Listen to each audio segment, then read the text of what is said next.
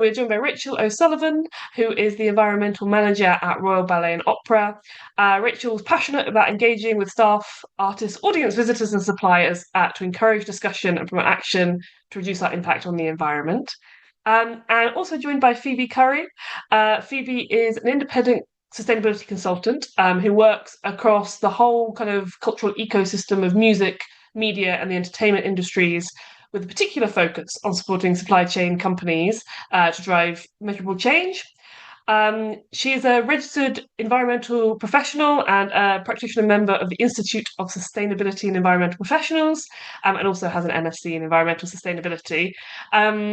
Phoebe has worked as principal consultant for an industry-leading consultancy, Hope Solutions, where she leads on sustainability strategy and reporting for the Earthshot Prize Awards, Eurovision and Radio 1's Big Weekend. And Phoebe also acts as a specialist consultant to the Professional Light and Sound Association, or PLASA, as some people might know it as.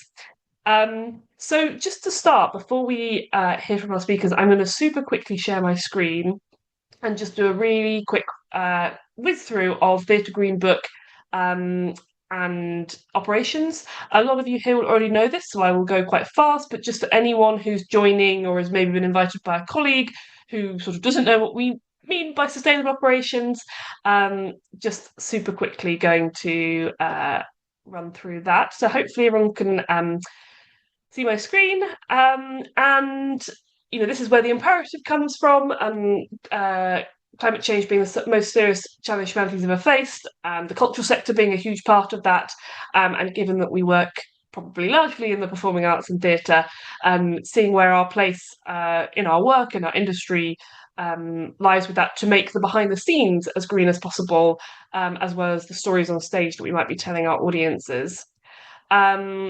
And I know that we are joined today by some international guests as well. For anyone who doesn't know, Theatre Green Book is not just in the UK. We also have a large network of translations and kind of emerging networks across Europe and beyond. What you can see on the screen now is a little screen grab of some of the translations we've got. So if whilst quite a lot of what Rachel and Phoebe will be talking about is going to probably be quite UK specific and certainly European specific, hopefully there's still some stuff here that will be useful for you even if you're in another country. So the Theatre Green Book is split into the three areas: productions, operations and buildings, and this webinar series particularly looks at that middle one, sustainable operations, which of course largely applies if you are a building and you are running your building and you've got a cafe and you've got spaces you run and so on. But it kind of, lots of what we'll talk about today will also apply even if you are just a producing company, because we're talking particularly about suppliers, who everybody uses. So even if you don't have a building and maybe you're a producing company that work out of a small office or you work from home, you're still probably engaging set builders or people who are running your accountancy software or whatever it might be. So whilst this is operational, it's kind of operations both across venues and productions. And on Theatre Agreement, we have the three levels: basic, intermediate and advanced. The aim being to kind of create a self-certified stepping stones so the organisations can see the progress they are making. And in the Theatre Green Book, we break down operations into 6 areas: paper and digital, food and drink, managing buildings, travel and transport, waste, contracts and procurement. And this is how we've structured this webinar series. We've already had webinars on paper and digital and waste. If you missed those, I'm sure Tim can pop in the chat if he hasn't already, links where you can see recordings of those.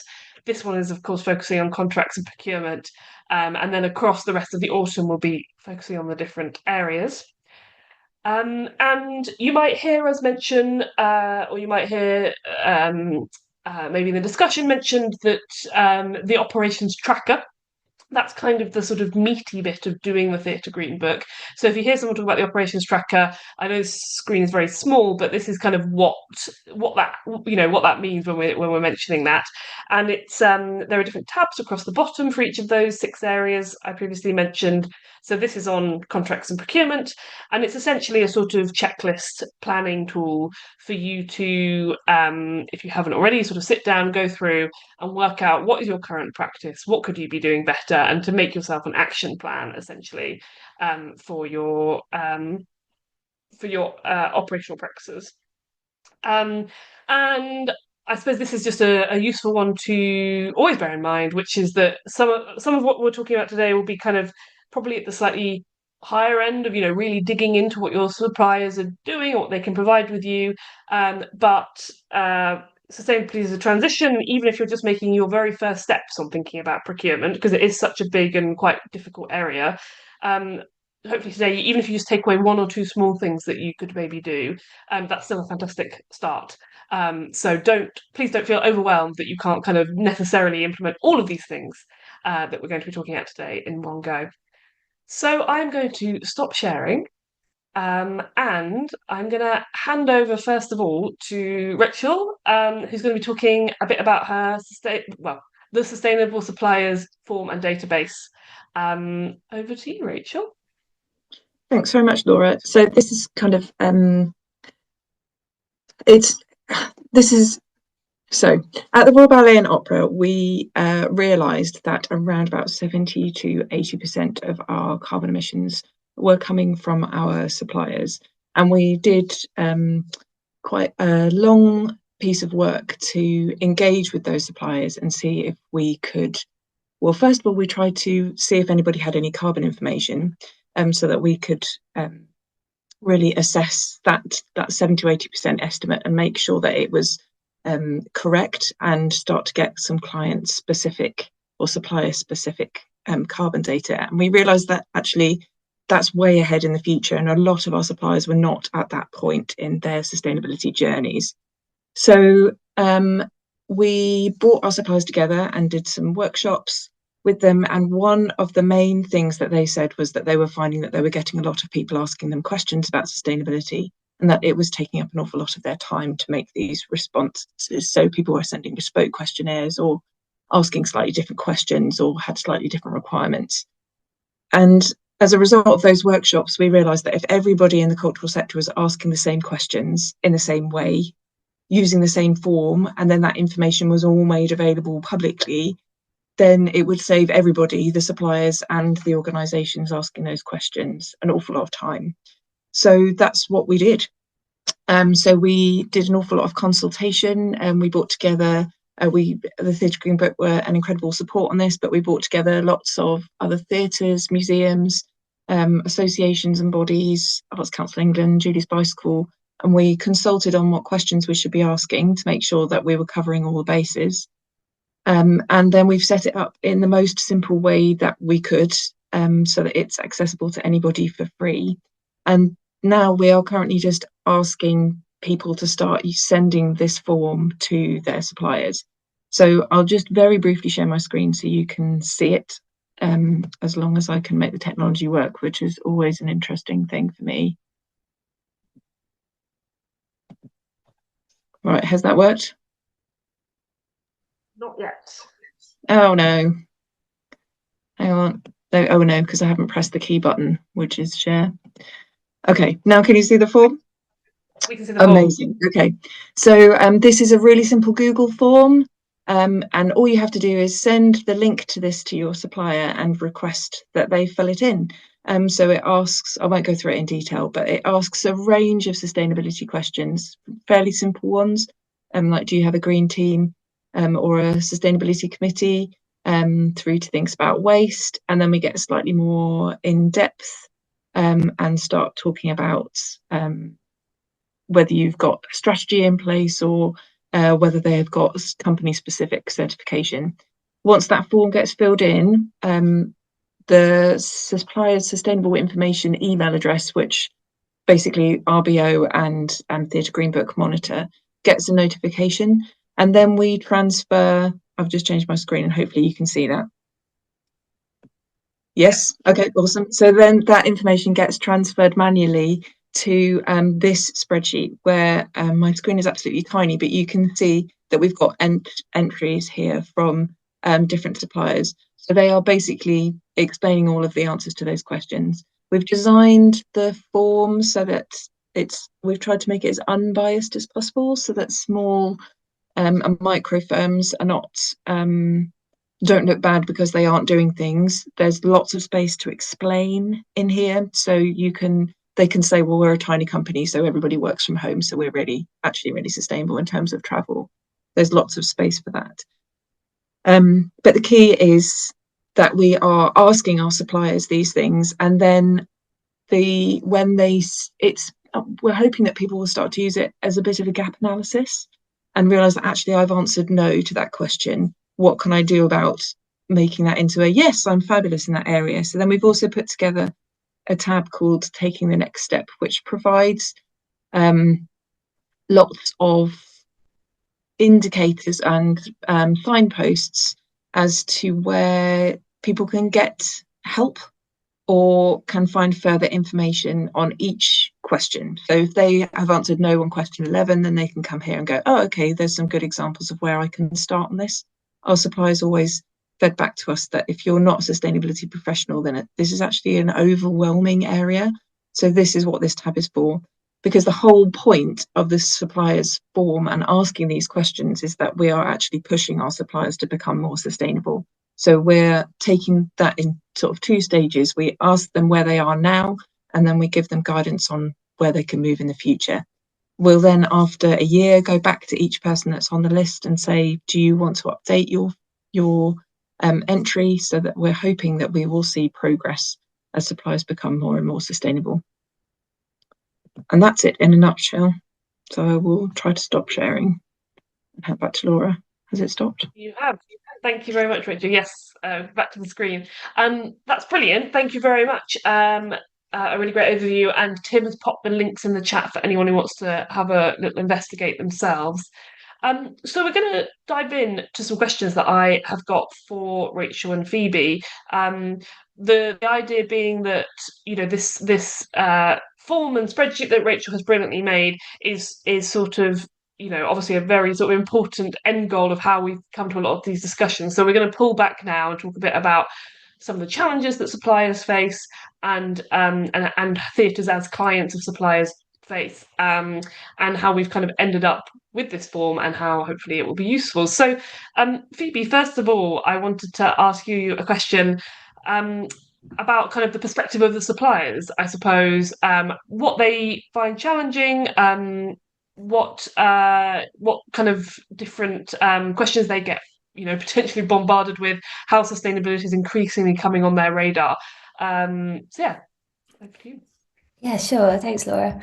So I can kind of share two sides of the coin when it comes to this topic. I used to work in-house at a technical production company, and they used to work across sort of sports, broadcast, theatre, sort of across the whole sort of entertainment ecosystem. And I also, as Laura mentioned before, worked for a consultancy as well. So I kind of became the de facto sustainability team for a lot of mainly sort of live event production companies. And I was the one asking for the information of the supplier. So as the recipient of these requests, while I was an in-house manager at the production company, there was, and if any of you are suppliers on this call, this might chime with you as well. But for quite a few tenders, we were often required to submit a lot of information around our sustainability and especially our carbon footprint. And you saw it in Rachel's questionnaire. She has it flashed up. I don't know if you saw it, but it said about scope 1, 2, and 3 emissions. So that was quite a common sort of metric that we got asked for in a lot of tenders that we were going for. But we were also asked about sort of our carbon reduction plan, any targets we had set for sustainability, evidence of certification such as ISO or B Corp or EcoVadis or any of those sort of frameworks that you might have come across before. But it wasn't just environmental data as well. There was also a lot of social metrics that we'd be asked for. So that could cover anything from mental health information. So do we have any mental health first aiders trained in our team? Do we provide training to our teams? Any information around sort of our health, safety and well-being policies? And it was all sort of about evidencing what you do and what you have done in the past and what you could bring to that project. And then once that project's underway, we often got asked for additional information.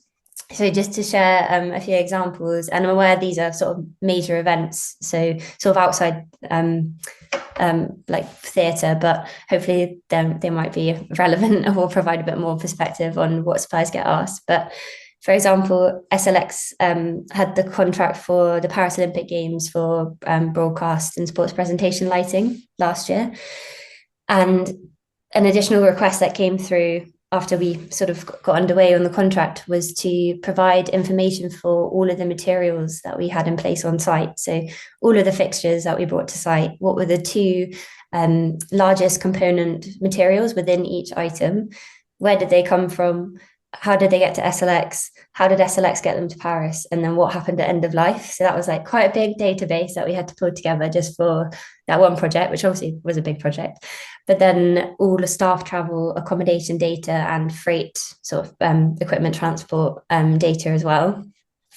So that was another thing that sort of gets pulled in once you're underway, even after you've done a lot in the tender process. And then another one was the Birmingham Commonwealth Games, where there was a whole sustainability and social impact project that was sort of wrapped around the core delivery of the sports presentation and sports broadcast lighting. And this was all sort of audited for a framework called the National TOMS framework, which had assigned a value, like a number of pounds associated with that social impact, for example. So it would be 1 hour of volunteering would equal like £15 of social impact. So that was quite an interesting one to do as well, and obviously requires quite a lot of resource within the team. They hired me to just work specifically on that project, which is obviously a nice position to be in, but I'm aware quite a lot of suppliers don't have that resource available for them. And then other things that we often got asked for were to submit to things like EcoVadis, which is basically like a Scope 3 supplier management sort of platform, which again is like another major questionnaire where you have to evidence all of everything you do on sustainability and social impact and governance as well. And then there's other projects where sometimes it doesn't even come from the end client. It could come from the sponsor that's working on that event. So there's one project that I've got coming up in February, and the sponsor has asked the client to fill out a CDP, which is a corporate disclosures project questionnaire. And in that, basically, it's a way for the sponsor to assign the value of impact that event had to them, because that event is in their Scope 3.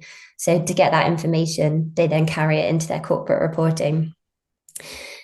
So yeah, there's quite a lot that's asked. And yeah, as Rachel said, obviously there is a need for it all to sort of be standardized, which is what she's doing in her questionnaire. But I guess just on the other side quickly, from the sort of consultancy side, working for production companies, it's really important for us to get this information from suppliers. And we're aware, I'm acutely aware as well of the toll it has on the supplier companies. But usually I'm employed to set out the sustainability strategy, advise on solutions, and support with implementation on site, and ultimately carry out the greenhouse gas assessment for live events. And that involves getting a lot of data from suppliers. So that could be, it's all related to their activities on site. So that could be staff travel and accommodation, it could be freight, it could be power consumption, it could be food, beverage, sales information. So yeah, there's quite a plethora of things we ask for. And the way that we usually do that is we have a bit of a briefing beforehand to say, this is what's expected of you, try and capture things early. And actually what I've seen over the last sort of 4 or so years of doing this is that a lot of suppliers are actually getting asked more and more for this information. So it's actually quite nice. Some people send it to us in advance because they've already pre-booked their hotels, they've pre-booked their trains, and they're able to send it to us beforehand. So I do think there has been quite a shift in suppliers being able to gather this information off their systems and send it through in the ways that we need it to ultimately complete our assessment. But yeah, I would definitely say the key challenges from a supplier perspective is understanding what's being asked of you in these questionnaires, and what does that actually mean for you on site as you're delivering the project. resource. Obviously, in this industry, everything is sort of not last minute, but it could be last minute, and it all happens very quickly. So resources in terms of time is obviously quite a challenge. And then the last one I've got here is a lack of historic data, because often if you're asked to provide information on your footprint or on your targets or whatever it might be, not having that historic bank of data can be quite challenging when you're asked for it, maybe potentially quite last minute, or there is a lot of time pressure. So yeah, I would say those are probably the three key challenges that I found, having been the sort of recipient of requests and also asking the request of suppliers as well. Great, thanks, Phoebe. I have a really quick nerdy follow-up question, which is when suppliers are gathering data, for example, staff transport or how much energy their office is using or whatever it might be you're asking, how do people tend to actually physically get that information? Are they just doing it on Excel spreadsheets? Are suppliers using sort of fancy tracking software? Do you ever specify how you need the information? Yeah, so usually we would send out a data collection template. So it's basically just an Excel spreadsheet, and it's got different tabs along the bottom. So it'd have like freight, staff, travel, accommodation, whatever the relevant ones are to the activities of the supplier on site. Obviously, the power supply would get a different question, like a template to the food and beverage provider or whatever it might be. So we have that template that we send out, but we say to them, in any form you have the information, send it to us, because there's no point in them wasting their time doing that when we can do it. That's what we've been paid to do, is to get the data into the right format. And it can come through in a number of different ways. Sometimes like suppliers will use a booking system, so that will help when we're looking at travel information and hotel information. When it comes to sort of food and beverage sales, like we'll just ask for an itemized sales list, and that also for merchandise that's sold on site as well. It can be invoices for the sort of materials purchased. It can be meter readings for if there's a meter on site, or it can be fuel invoices if there's a generator on site. So yeah, there's a lot of different sort of ways to get the information, and actually having it in that raw form really helps the accuracy of the assessment, because we can see it just there in like that primary form, rather than it being translated and maybe there'll be a mistake and then the accuracy goes down. Great, thanks very much. And then just to sort of jump back a little bit to the suppliers form. So maybe this is a question for you, Rachel. Could you quickly talk about who we mean by suppliers and who this form might be relevant to fill in? And I'm going to ask you a sort of second question, because I think it's quite a quick one, which is from Emma Robson from Old Vic, who's popped something in the chat saying, do you get notified when the supplier you sent the form to has completed it, or is it best to ask them to let you know when it's been filled out? Okay, so I'll answer Emma's question first, because that one's stayed in my brain. There is no mechanism on the form for you to be notified, because we don't know who asked them to fill in the form. So you'll have to ask them, or check back onto the spreadsheet like on a weekly basis to see who's done it. But yeah, it's just easier if you ask them. We tried to work out how we could do it, and it just didn't work in terms of data protection and all sorts of different things. We couldn't do it technically. But you asked who this form was for. So it's for absolutely anybody that you work with, really. So we've called them suppliers because that's how we phrase people that we get stuff from.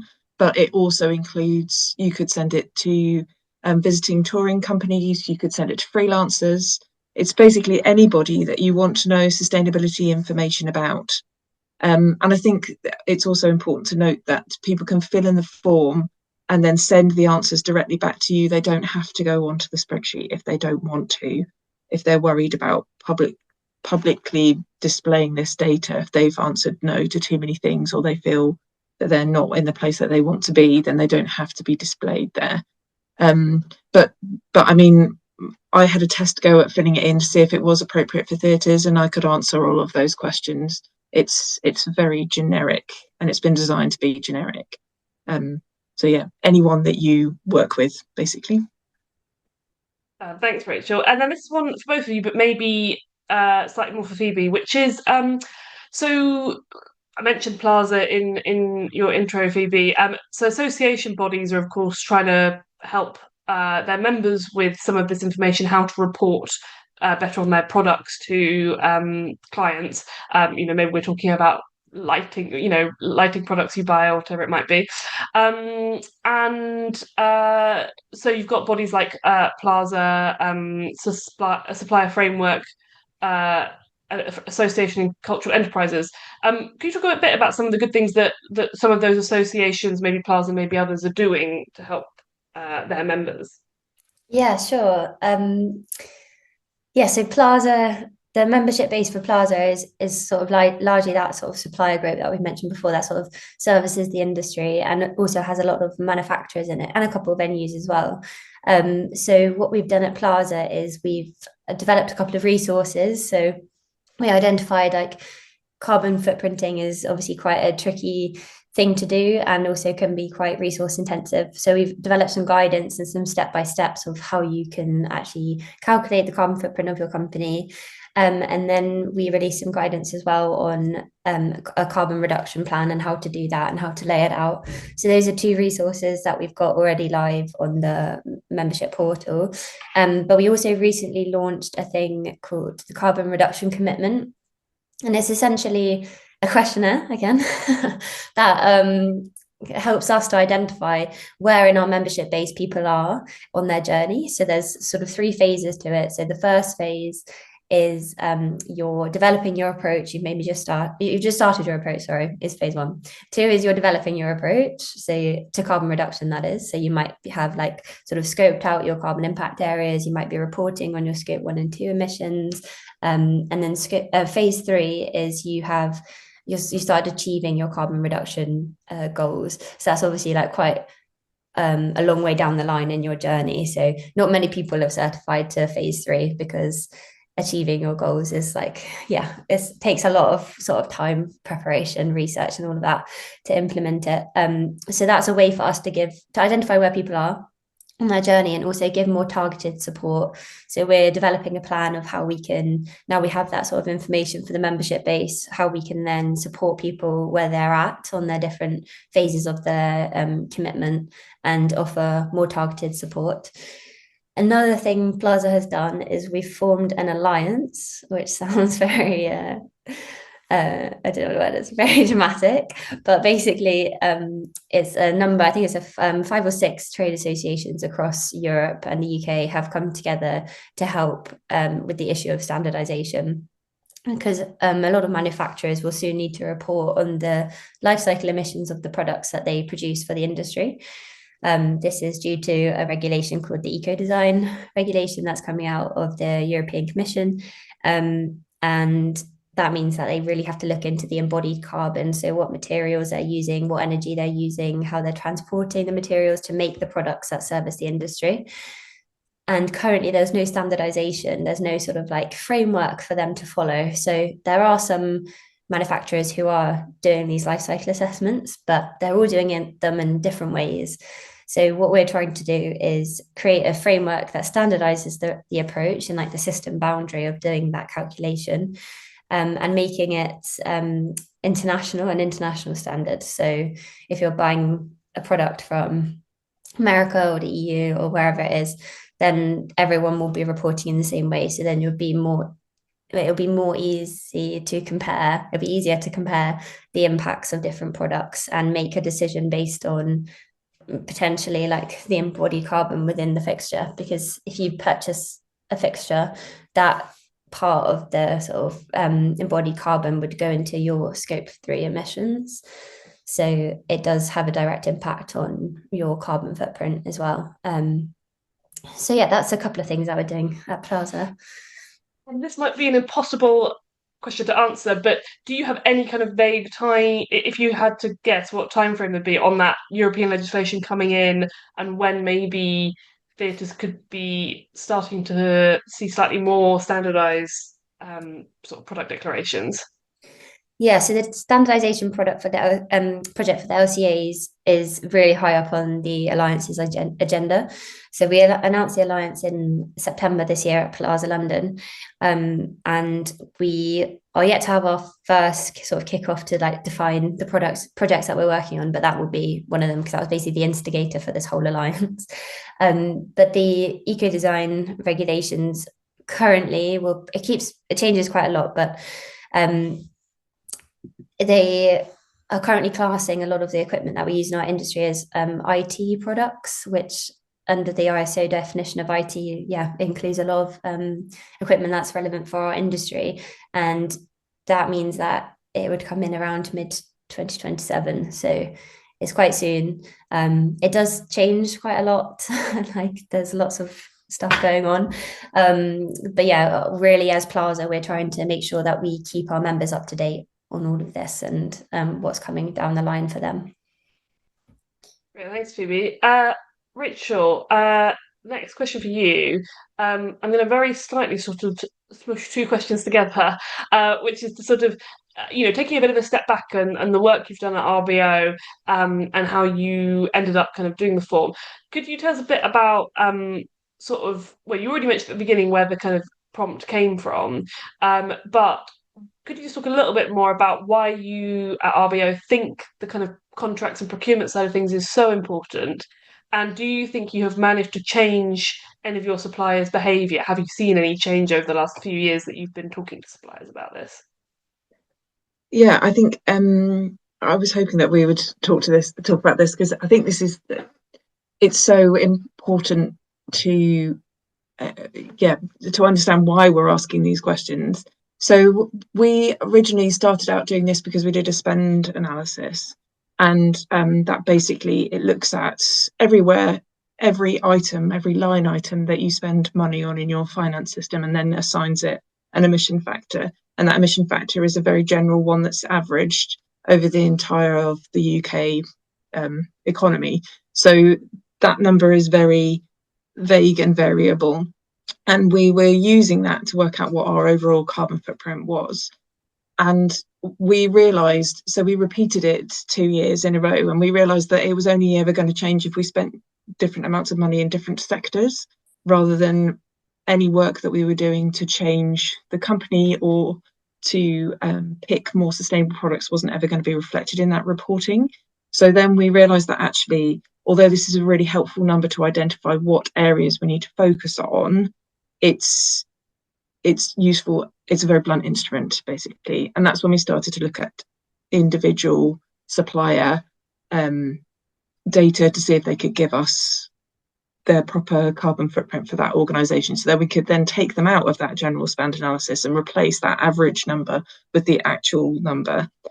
We also, one of the main reasons why we've started to focus on this so much is because us as an organisation, we have huge influence over a large number of people. So not because we're RBO, but because our supply chain is enormous. So we have like 1,500 suppliers a year. So if we can influence just 10% of those suppliers to reduce their carbon footprint, then that is enormous in the actual impact on climate change.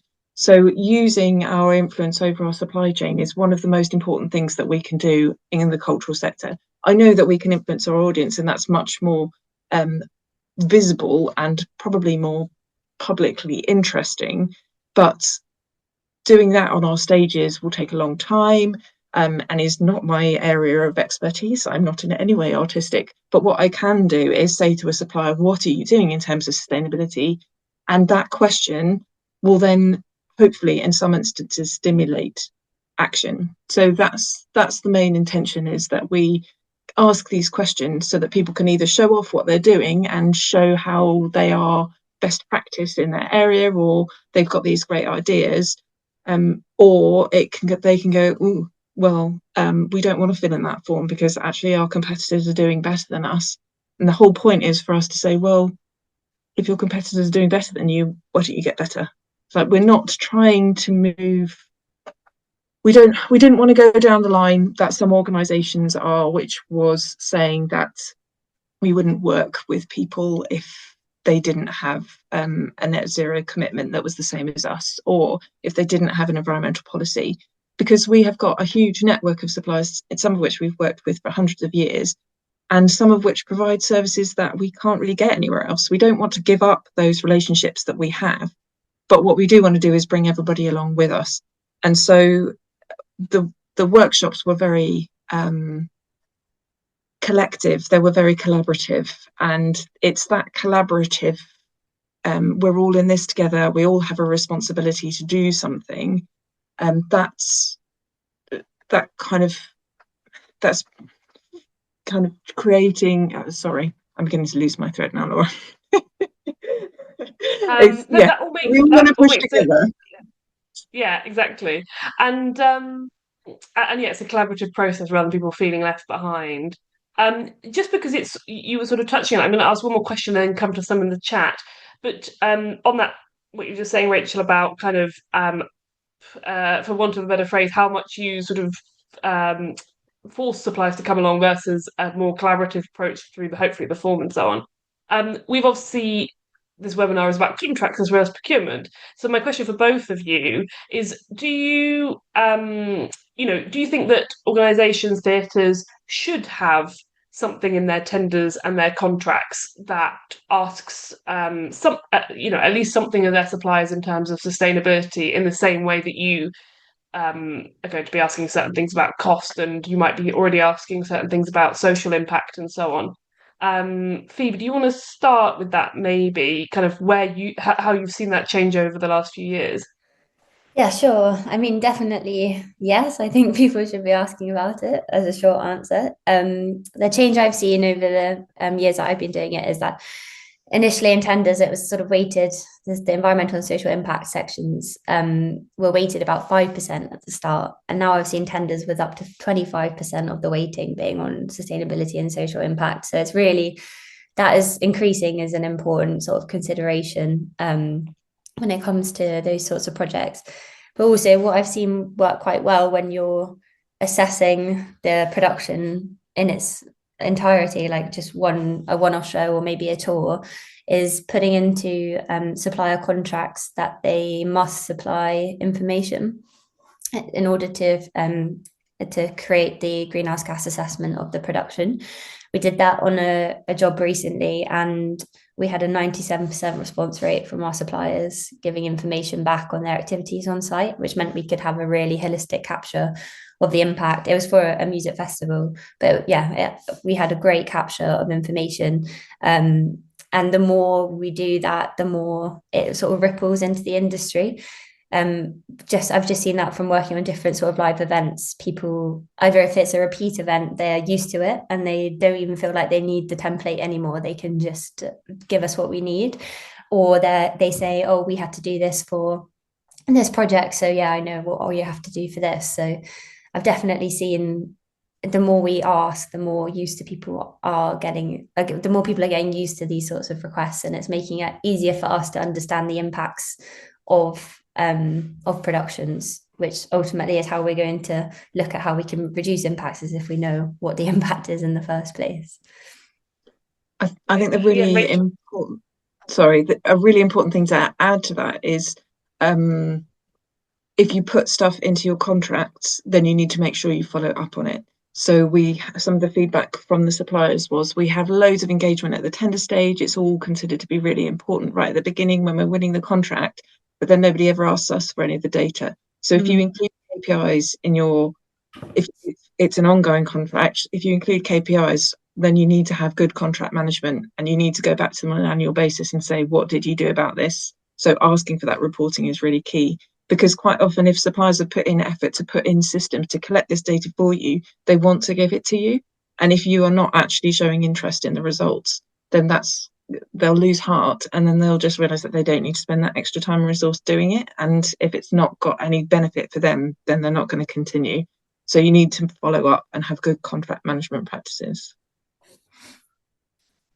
Great, thanks very much. I'm just going to jump into questions in the chat just to make sure we definitely have time to answer them.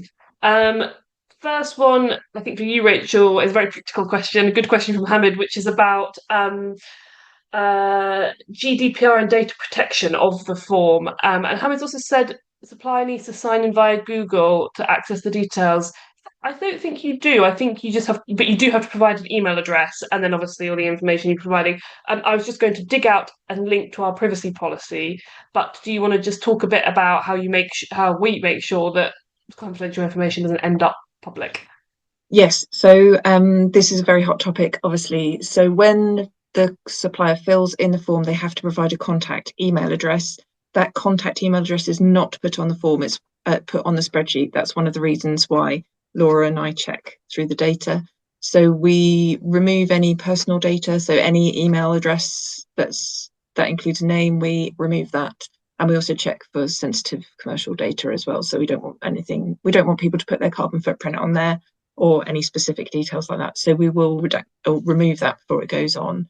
And they shouldn't have to have a Gmail account. I don't think it should work. We've not had anyone come across any problems like that so far.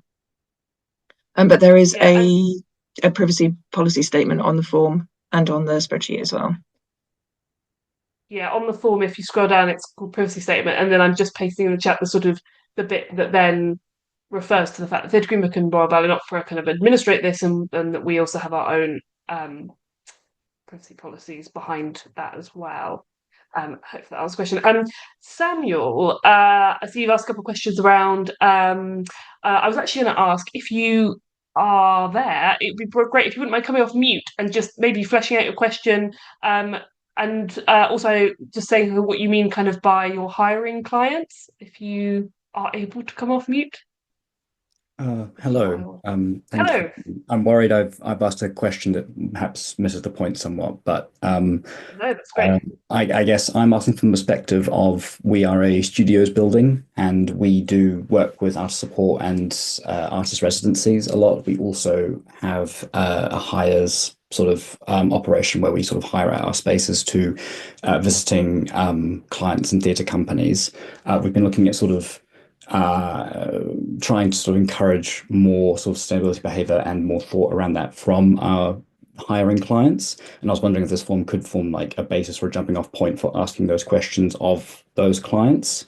Although I understand that this form is really more about suppliers around things like maintenance and equipment, etc. Those sort of like, those service providers. And I was wondering if obviously should we sort of just focus on those sort of like practical things, or do you think this could also potentially form a way forward of like talking to the people who like are our customers essentially as well in terms of like those sort of those relationships? I'd say yes, it's definitely suitable for those people. So yeah, anybody that you are wanting to open a dialogue with about sustainability, this is a great tool for doing that. And I think you're right that actually having conversations with people about these topics is the best way that you can build those relationships and delve into the detail a bit more. The reason we're using a form is because most people don't have time to do that one-to-one, but I would absolutely use this as, say, we would love to find out this level of information. If you want to talk to us about how you're doing this, then great. But if you just want to fill in this form, then that's fantastic. It's you can use it as a tool. There's no hard and fast rules with this. It's supposed to just be helpful. So if you start sending it to a couple of people and they're like, well, this is just too much, then you can just use the questions yourself and start having that dialogue with your hirers. And also, we also use a green agreement with our hirers as well. So if people are hiring spaces, then we don't use this form actually because it hasn't worked its way into our process yet. But we definitely do still have those conversations, asking those questions of, we don't want you to bring in single-use plastic or whatever. So yes, use it as is appropriate for you. It would be really lovely to have a look at those questions that you asked them. Actually, that would be really. I would like to see that work that you have. Thank you. So my contact details are in the.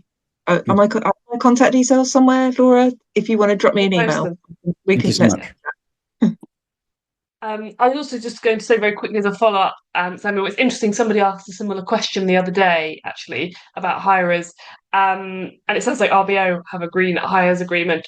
We don't have a template one on the Theatre Agreement website at the moment, but it did remind me, I'm just going to post in the chat as well, that we do have a rider, a sort of some template riders, which are more designed for theatre venues that are having producing companies come in and bring a show. So a bit different from if you're doing a wedding or a party or something.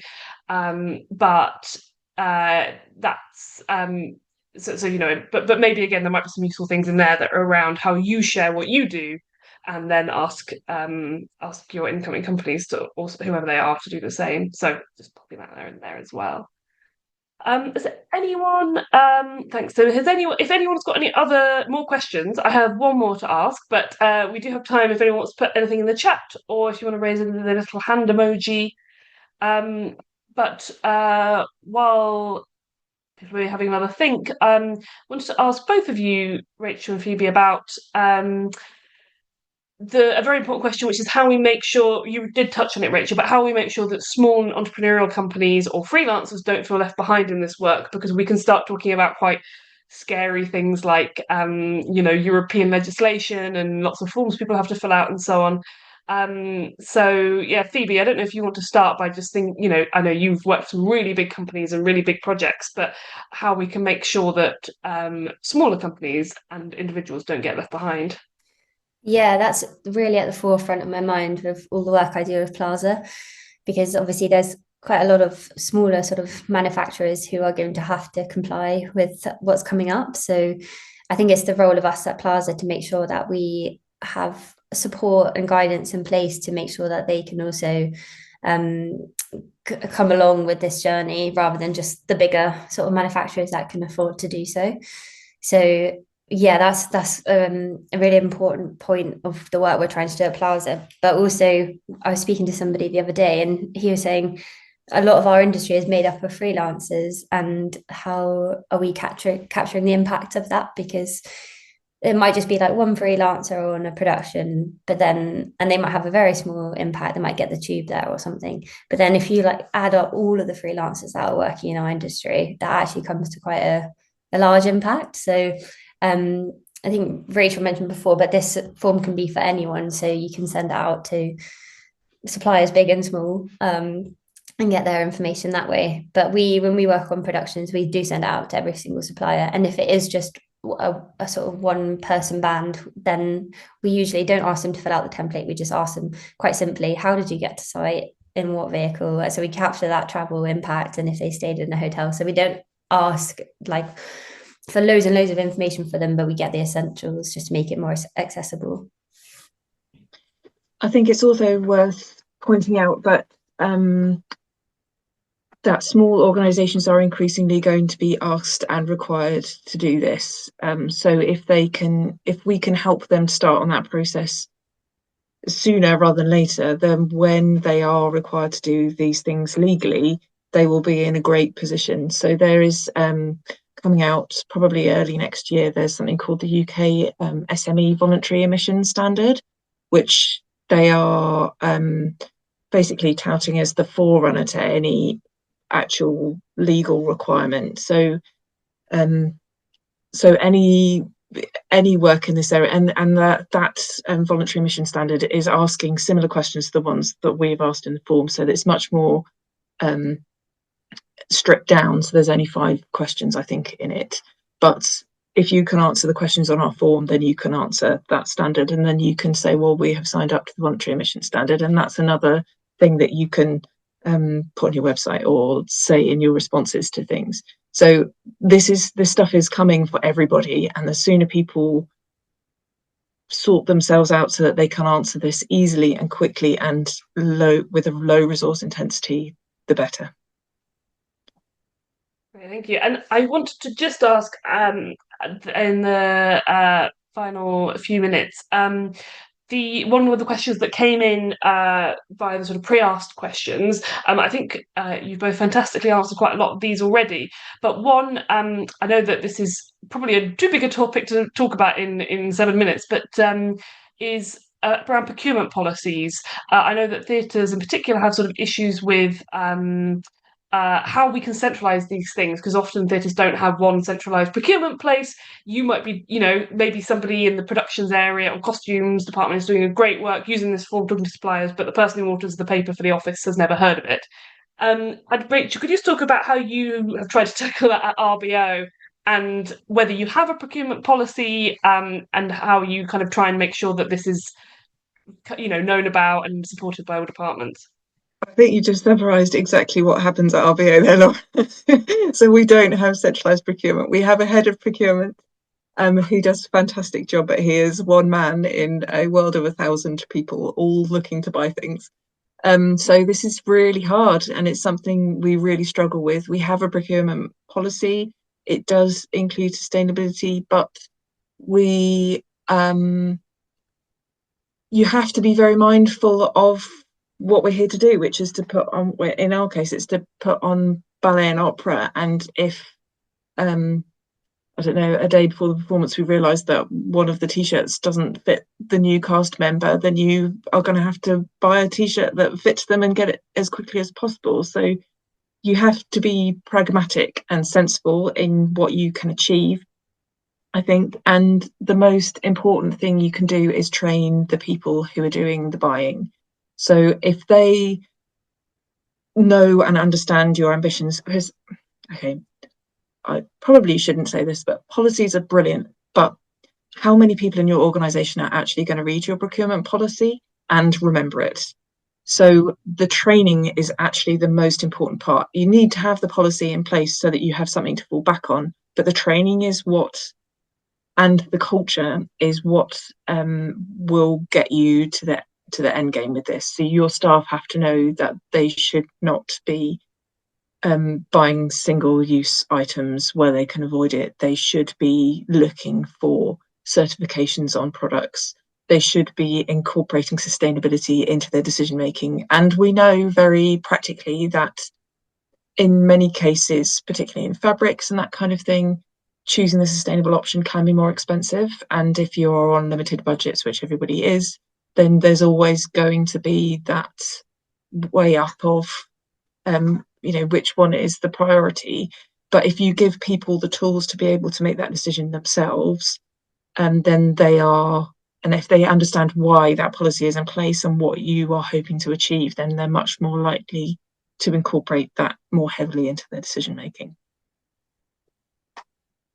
That all makes sense. Brilliant. I think that's all the questions that we've got for today. So just to do a very quick wrap up of kind of key takeaways. Anyone who hasn't already, please do take a look at the links that Tim's been popping in the chat with the sustainability supplier form. I think it's fair enough to say, Rachel, that it's still, whilst it's live, if anyone has any feedback, something that doesn't work, any thoughts on the questions being asked, either as a supplier or as a theatre client, let us know. There's an email address on the form and everything, so you can provide any feedback. And even if you kind of aren't in a position to use this form at the moment, or you're not quite sure who to send it to, it will build and increasingly grow, hopefully, over the next few months. So do keep taking a look back at it, and sort of to mention, some of what Phoebe's talked about. It's just a lot about thinking about who your suppliers are, what questions you're asking them, and those relationships, and maybe kind of, if you have the time, keeping an eye out for some of those legislations that are coming through. At the moment, they are mostly kind of voluntary or in the future, but sort of to know that some of these things might be on the horizon is quite useful. I also just wanted to signpost a couple of things. So this is Phoebe's website. Phoebe, I don't know if you want to talk just for very, very quickly about your kind of role as independent consultant and the website. I haven't asked you that in advance, but if you wanted to super quickly say anything about it, please do. Yeah, sure. So 2 days ago, I sort of went out on my own. So I've got a very basic website that's there. But I work across the industry, as Laura said before, for suppliers, for productions, any support that you need on any reporting or anything. I'm here if you need me. Yeah, thanks, Phoebe. And as I mentioned, we still have some webinars still to come. So I believe our next one on the 16th of October is on food, drink and retail, followed by travel and transport. Then we're doing building management, and we're finishing off with organisational change, which is kind of quite the big picture. So if you want to book onto any of those, pop it in the chat. It's the same link that Tim shared earlier with some of the recordings on. And a recording for this session will be available on the same link as soon as we've had a chance to process it, so probably in a couple of days. But if you have any colleagues who couldn't make it, who might be interested, please do pass it on to them. I think that's everything. So all it leaves me to do is just to say thank you so much to Rachel and Phoebe for their time today, and for everyone for joining us. I hope it was a useful session, and hope to see you again soon at a future webinar. Thank you very much, everybody.